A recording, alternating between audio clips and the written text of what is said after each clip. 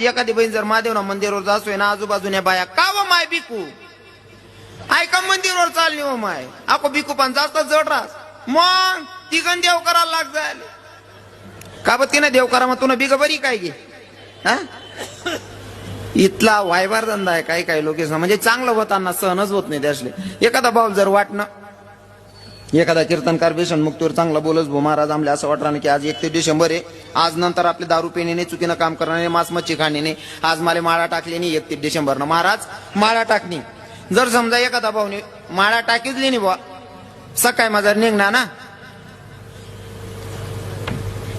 त्यांनाच मित्र बावड्याव तू का माळ करी हुई घ्या रे तिथलावर थांबतात नाही मागो त्यांना त्याने 1-1.5 नाराज का रे बावड्या तू माळा टाकली नाही हा भो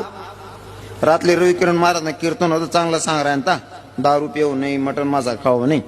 माळा टाकली नाही मग शांत राहू ना आखो एखादा इथला नीच राहस ना का रे बावड्या